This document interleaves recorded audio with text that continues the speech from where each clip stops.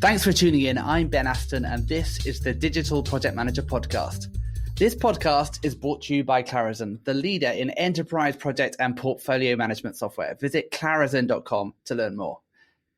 So today I'm joined by Patrice Embry, one of our resident DPM experts at the Digital Project Manager. Patrice, thanks again for coming on the show. Absolutely. So I wonder if you know what you're really supposed to be doing beyond all those responsibilities that are listed out in your job description, keeping the project on time, organized and on budget. How do you go one step further? How can we separate ourselves from the pack? It's not so much about what we do, it's about how we do it. So today we're going to be talking about how we can take those everyday responsibilities of a project manager to the next level and do them better. This is really about what you should really be doing with your time. But just on the off chance that you're a new listener, let me introduce Patrice properly. Patrice is on our team because she's a great writer. She's got stacks of really interesting experience, and somehow magically she seems to be all over Slack all the time. And if you haven't joined our Slack team yet, you could be talking to Patrice right now. So head to the resources section of the Digital Project Manager and join more than 1,000 other digital project managers talking about all kinds of interesting things. So Patrice has worked for all kinds of different people, agencies, corporations, and everything in between. And also as one of our DPM experts, Patrice is going to be making a special guest appearance in our upcoming course, which is called Mastering Digital Project Management.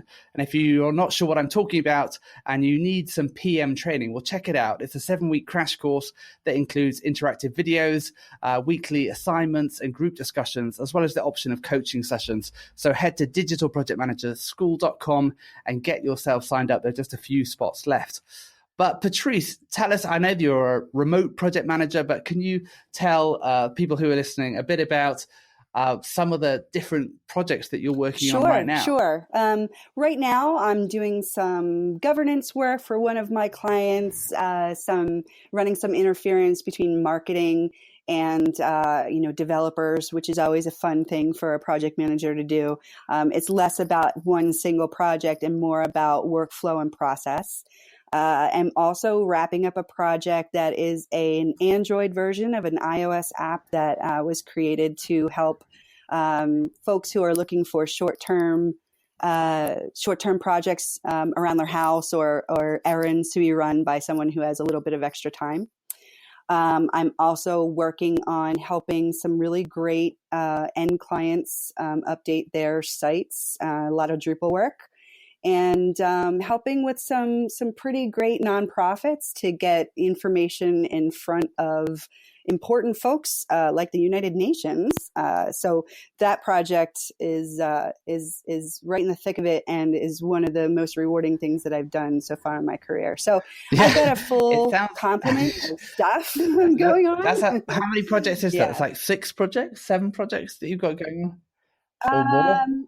Well, there's 3 main projects, and then the governance work is more time box, but it's like everything I can do in 4 hours a day. In that governance piece, you're being brought on as an external consultant to try and help people work together better?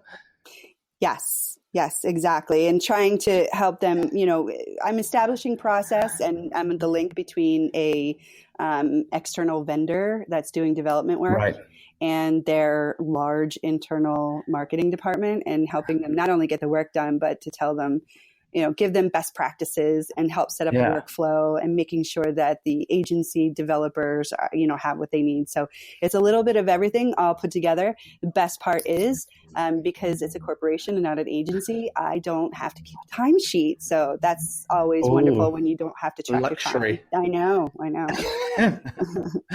And so what are the kind of techniques and things you're using then to try and help these two groups interface with one another better? It's also complicated by the fact that the developers that they're using are in another country, and the marketing department is also global. So there's making sure that people are literally speaking the same language and understand the exact wording that other people are using, because you learn quickly that, what is a little bit of colloquial slang in one country is completely unintelligible in another one. So sometimes it's literally making sure they understand each other, but for the most part, it's a lot of making sure that things are accurate. People are thinking about the entire piece of what they're asking for. Quite often people will say, I just need a page. Okay. All right. Well, we can start there. So it's walking them through that kind of thing. And each time we do it, they get a little bit more savvy about what they're doing. And, the process is getting better and better as we keep going. Yeah. I guess it must be quite rewarding as you see actually things starting to work better.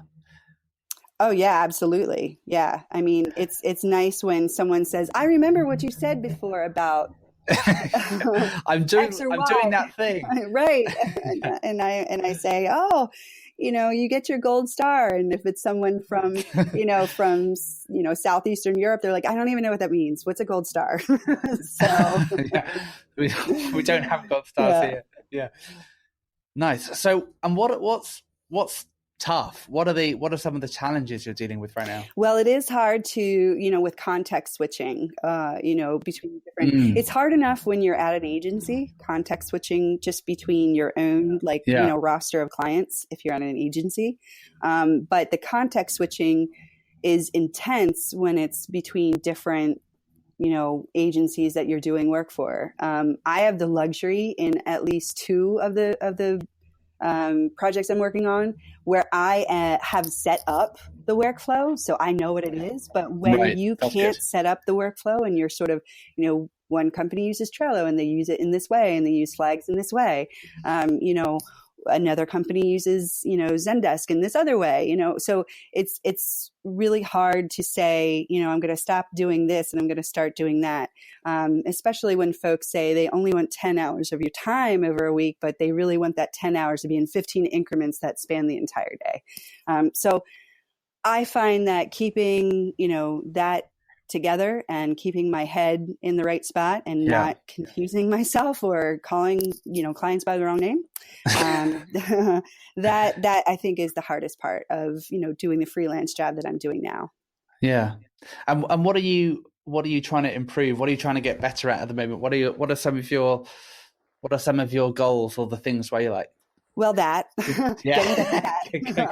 I think for me, my long-term goals right now are to start attracting, the type of work that I would like to do where I am coming up with a workflow and I'm not just plugging into something else and having to, having a little bit more say about how things should be done. And I feel like I'm on a good trajectory for that. So it's just sort of weeding out the clients that maybe don't mesh with me. And getting more clients that do. So that's sort of my long-term goal. Mm-hmm. Nice. So, and you talked about like context switching and different workflows and different tools. Is there anything that you've come across recently, like any tools or software or even just a workflow that you're like, oh my gosh, this is changing my life? It's funny because a lot of the things that I'm a very digital person, but there are a few things that I do that are very much not digital. I still am one of those people that carries around a paper notebook and a pen. But I also use a lot of physical cues to keep me on track. So I think once a long time ago, I wrote an article for the Digital Project Manager about how to handle remote work. And one of the things that I had said was that, when my shoes are on, that means I'm working.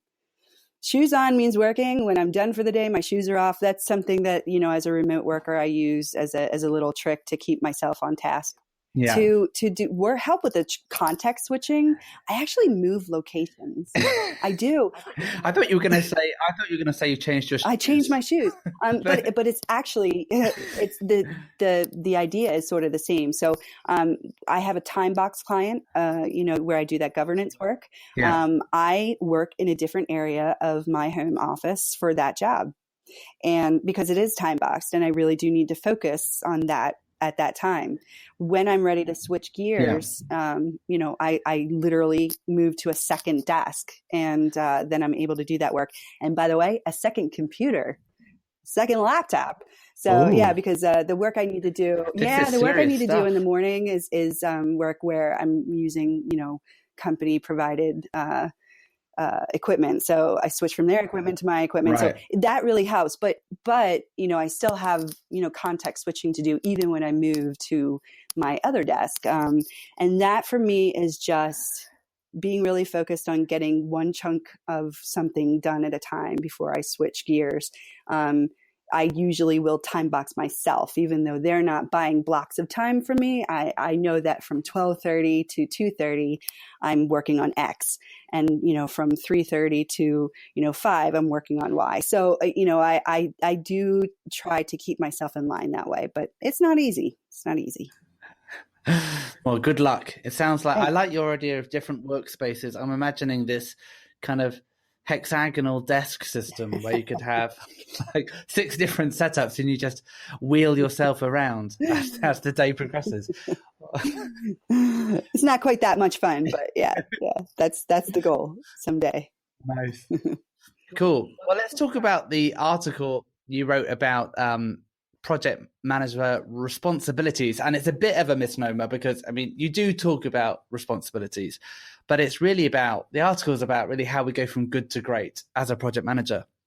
And you make the point that our project manager responsibilities have changed a lot in the past 10 years or so, whereas we used to be tasked with, executing stuff. Now we've got a larger role. We're often more strategic. We take more of a leadership position. So I'm just wondering, how has that transition kind of worked out for you, and what does that kind of more strategic role look like in comparison to what you used to be doing? Well, I'll tell you, it's a heck of a lot more rewarding as a project manager that has a more strategic, role. And I feel like, I really worked my way up to that. And what I see with some new folks, coming into the field, they don't need to put in that time. And I'm happy about it. I'm happy for them. I feel like the amount of time it took for someone like me and some of the peers that have been in the business as long as I have as well, for us to sort of fight to get to where we were. I don't want to see anyone have to do that, because I know that project managers, just by the virtue of them doing the jobs that they do, are almost always, a strategic mind, because that's how you can make sure that things get done. We're not robots, kind of sitting there and just doing, whatever is put in front of us. We have strategic minds. That's the way you do your job. That's the way a project manager does their job. So I'm very happy that, the role is evolving even before someone steps into it. They don't have to, sort of fight for that like they used to before. What you do have to do, though, is live up to a different set of expectations, which brings us to the article. And, the job descriptions may not have, sort of caught up with what the actual job is. So just checking off the boxes in the job description and getting yourself through an interview and getting hired, you really then need to step up your game to rise to the occasion that other project managers before you have blazed that trail. Now you need to make sure that you're doing what you need to do to keep that same level of strategic thinking for project managers. Yeah. So, and in your article, you talk about 5 responsibilities, but I guess these are more, they're kind of a lens through which we can look at, okay, how do we go from good to great, and what you're really talking about is that it's not so much about the responsibilities in and of themselves. It's not about the things that we do, because we all do the same kind of things. We're all, keeping projects organized. We're trying to stay on top of a project, logging requirements, motivating the team. But it's not so much about the kind of the nuts and bolts. It's about the way that we approach those. So let's talk about the first one. You talk about logging requirements. Now, obviously, this is on the face of it, a simple kind of executional kind of task. But tell us about, if we look at this from more of a strategic perspective and kind of through that lens of, okay, well, I'm a project leader. What does that then look like for you? Well, requirements gathering is something that I think a lot of project managers kind of hate to begin with. So this one might be this one might be a tough one, just to even work on for anyone. But when you see in front of you a document, a statement of work, or you're sitting in on a meeting where requirements are being gathered for a project, if you are just sort of writing down everything you hear, you're technically fulfilling what you're supposed to be doing. But what you really need to be doing is thinking about the business case for some of these things. So if you see something in these requirements that either doesn't make sense from a business perspective, which you first need to understand, and hopefully you have a really great business development team that's giving you the insight that you need to be able to make these decisions. But if you are, looking at it and saying, I think that what they're trying to do is X, and what they're saying in this requirement is Y. So maybe we should look at that. Or, these two different requirements are sort of at odds with each other. In this area, we're saying this, and in this area, we're saying that. I think a lot of this is good instincts for most project managers, but I think newer or maybe even mid-level project managers are often afraid to speak up about it. So it's more than likely you're seeing it and you might be saying to yourself, wow, that's funny or that's odd. But what you need to do is feel empowered to be able to say, like, this, my job is not just to write these things down and collect them. My job is to tell you, like, here's an idea that would make these two things easier. Here's something I've done in the past that worked really well for this. Here's, some things that you might want to consider for this other thing. And just really sort of understanding the business reasons for everything that's being done and making sure those requirements fulfill those business reasons that you know. Yeah. Yeah, I think that's really helpful. I think, so often, we can start off projects with, requirements gathering. We're trying to understand, okay, what exactly is the thing we're trying to create? But it is so important that we take that step back and we ask why.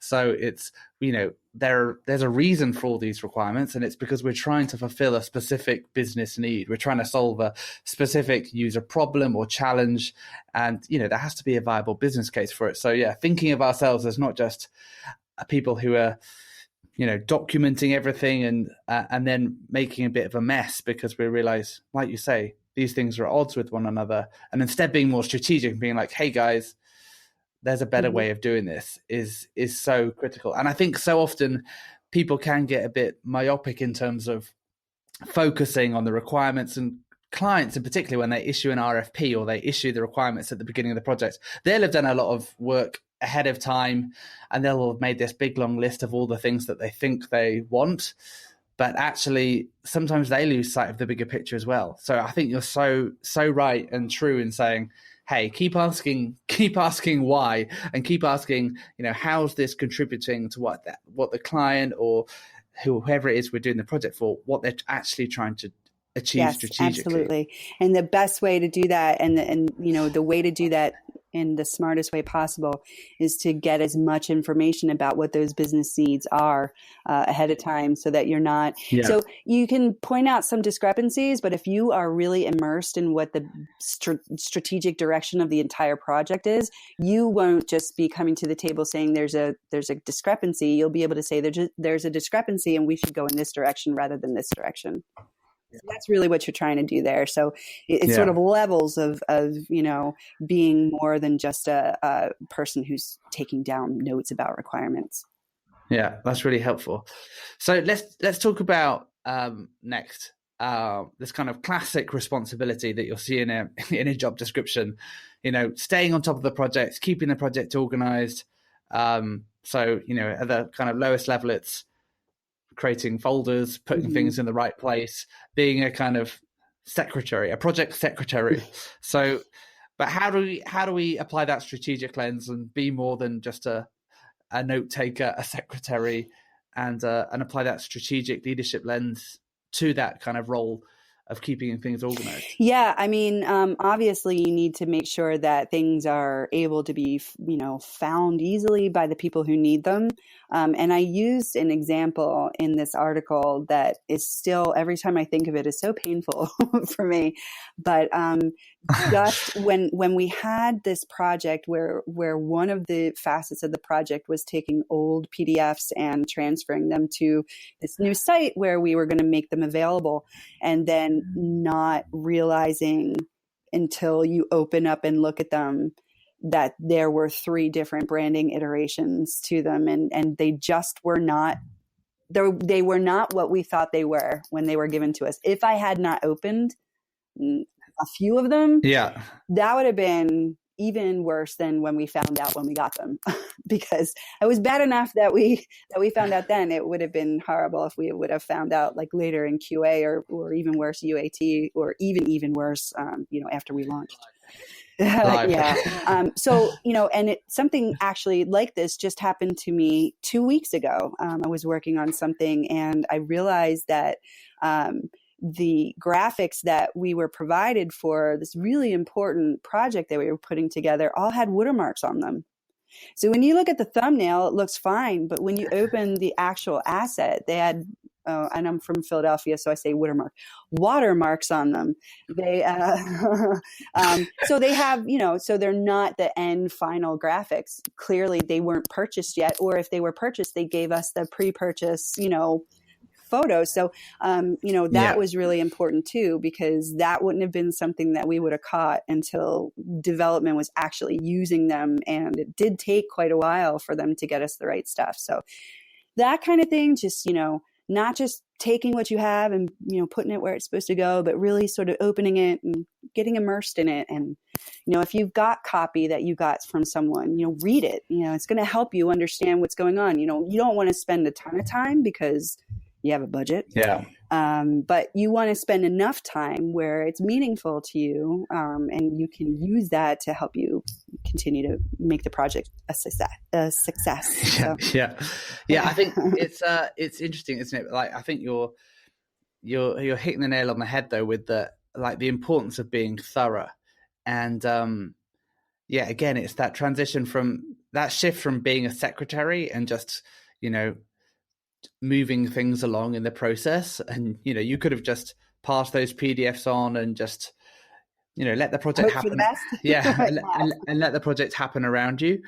But it's that trying to take a bit more ownership, taking responsibility for actually the strategic goals of the project, and, ensuring that everything that you're doing is going to hit that throughout the whole process. Because it's one thing to understand the objectives, but then it's keeping the ship on course as we're going through the project, which requires just these little small adjustments or reviews of stuff as we go along. And I think sometimes we can just assume that everyone else is doing their job, and we kind of think, oh, well, of course the copywriter, read the brief properly, and of course the creative director checked it and knows what we should be doing. But so often we can be that fail-safe, because we sometimes know the client and the project better than anyone else. So I think we do ourselves a disservice when we just become project secretaries who are scheduling things and moving things along without actually engaging in the work. Right.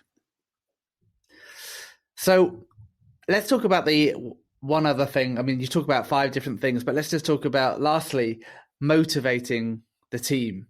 Now, obviously, at the very basic level, we're just trying to get the team to do the work and deliver the goods. But what does kind of project leadership and kind of taking this to the next level look like to you in terms of leading a team?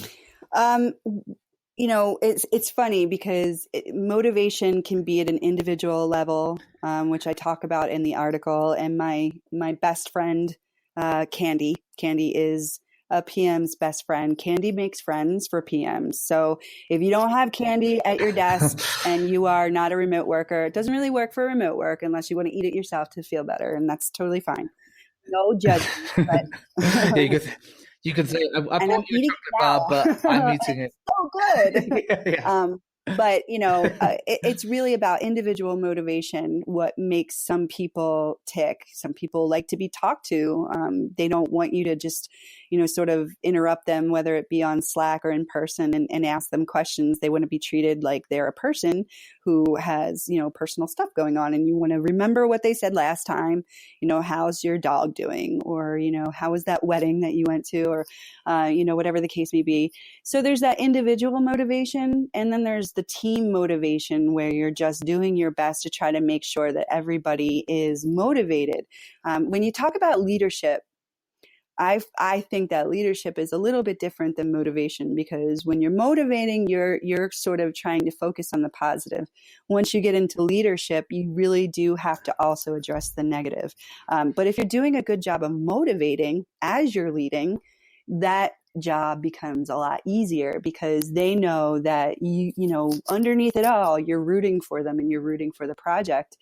And so if you have to say to someone, you know, as you know, I'm in a leadership role, I need to correct course on something. If you do need to have a difficult conversation with one of your, you know, one of the people on the project, if you've done a good job at motivating overall and individually with that person, that's going to go a lot smoother, you know, because they're going to know that you really do care about them and you care about the project and the work that they're doing.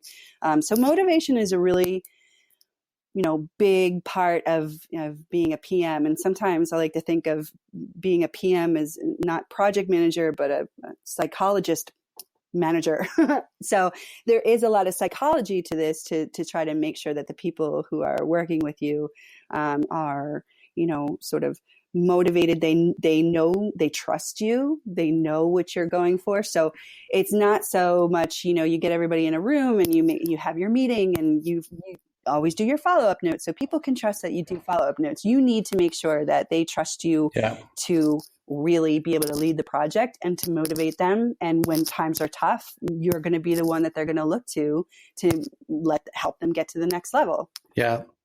I think that's really useful. And I think one of the things that you kind of touched on leadership there, and I think helping our teams in terms of their motivation. I think one thing that I found is trying to link people back and help them to understand the purpose of what we're doing. So the teams have got to really believe in the why. Like, why is it that this project matters? Why should they care? And actually helping them understand, like, translate the purpose. Like, the purpose has got to relate to them in some way. So we have a role as PMs in helping people understand why they should care about the project. Like, we have to find some nugget in there to get them to believe in the why of what we're doing. Otherwise, because we want them to care, we want them to you know, be able to apply their craft. We want them to to care about the project. But if they don't really believe in the purpose or the why, and we're kind of giving them the impression that, oh, well, it doesn't really matter, they're not going to be very motivated. Yeah. You know, it's funny because I've worked on a couple of projects where shortly after we started, we realized that the project itself was really not as aspirational as we might have thought when we started. And that's when motivation gets hard. I found that what I can do then is say, look, I realize that the meat of what we're trying to do here is not what we thought, or it's not really what we want to be doing. So I'll focus instead on the fact that if we do a kick-ass job on this project, you know, there might be additional work, or we're just trying to get to the finish line, or think about the money that you're making right now. You know, so it might not even be just like the project itself that you can get people behind, because sometimes there are just some projects where if you try to motivate people just by what you're doing on the project, they're going to see right through that, because sometimes there are some projects that just aren't great. Period, you know, and you're going to manage some of them sometime in your life. You're going to come across one, at least, you know, sometime in your life. So you need to have something in your back pocket that you can draw on when the project itself isn't motivational enough for you. Yeah. But I think that we have a responsibility there, right? So if our heads are going down, and if the team sees, oh, well, the project manager doesn't really care about this, or as soon as they kind of see us losing hope, then the whole thing very quickly unravels, because they feel like all of a sudden, oh, well, actually, you know, no one's really holding me accountable, because, I mean, they don't care about it. So I think it's so important that as the PMs, we're the ones who choose to hope, that we're the ones that choose to believe. And as much as possible, we retain some of that positivity about something. And I like what you said about, you know, being positive about, you know, it could just be you're still getting paid, right? Or it could just be you've got a job. There's going to be another project when we finish this one. Like, they could be those things, but we need to retain some positivity about it. Otherwise, the whole thing, I mean, the team is just going to follow us. They're going to follow our lead, and things are going to go from bad to worse. Yep. Absolutely. Good stuff. Well, Patrice, thanks so much for joining us. It's been great having you with us today. Super. It's been great being here. Cool. And if you'd like to contribute to this conversation, comment on the post itself on the digitalprojectmanager.com. And if you'd like to chat to Patrice, I'm sure she'd love to chat to you. She's very good. She's the one who does the heart. What would you call that emoji? It's called gift heart. Gift heart. Gift heart. Gift heart. Yes. If you see the gift heart, you know Patrice is around. So look out for the gift heart. She's everywhere. And it's great having her with us. So yeah, thanks for listening, and come and join us on Slack. But until next time, thanks for listening.